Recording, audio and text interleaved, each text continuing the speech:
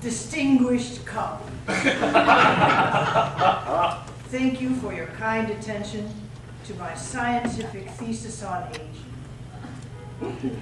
Like many discoveries of note, mine began with a bit of serendipity, much like that of Sir Isaac Newton's discovery of gravity when an apple fell on his head, or that of Archimedes' famous eureka moment in his own bathtub.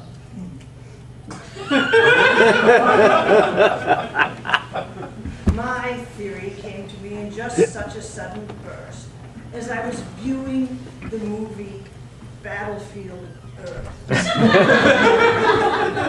starring John Travolta, with my then teenage son.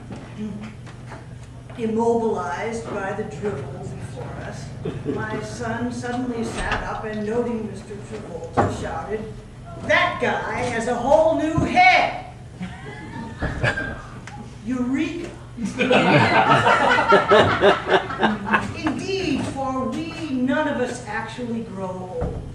We just keep getting a new head. At first, early in our lives, new heads come rather rapidly. From birth to age 1, a child will have a new head once every month. From 1 year to age 20, a person may develop a new head once every year. You have empirical evidence of this in your own pocket or your own purse. You purchase a wallet-sized photo of your child once every year. Why do you purchase a new photo every year? Because every year your child has a new head.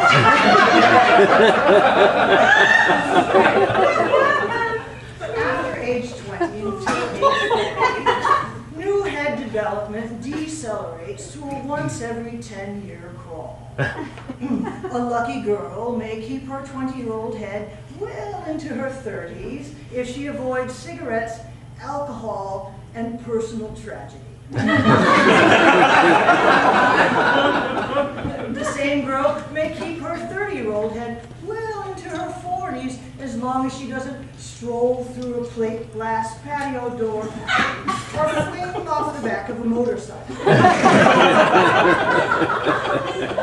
But, as evidenced by the massive head growth of Mr. Travolta, someday your head will indeed turn 40.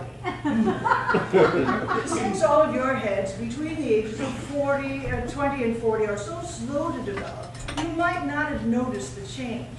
But now, head growth really accelerates, and you least desire it to do so. New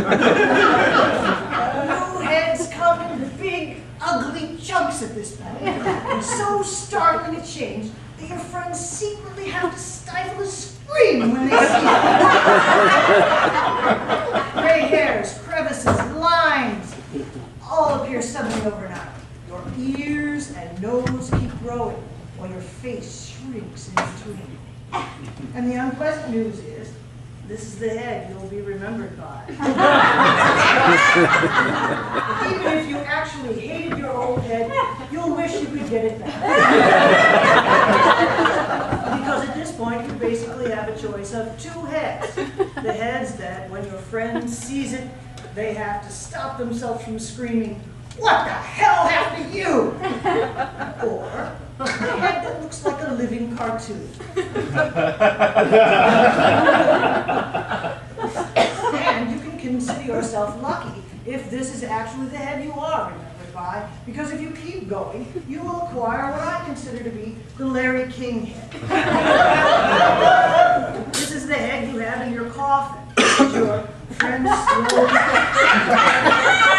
trail by, looking and shaking their heads sadly and saying, "He looks good." It won't be true.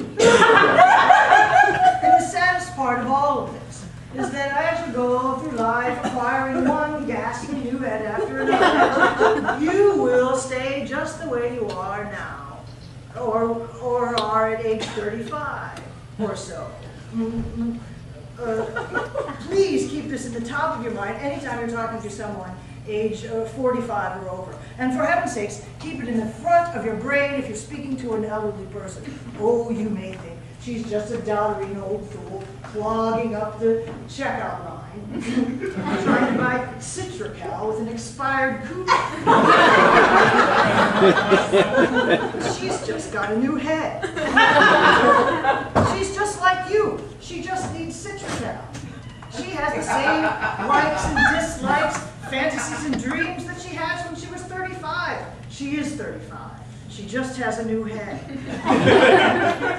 Why has this information never been discovered before? I have a further theory about that.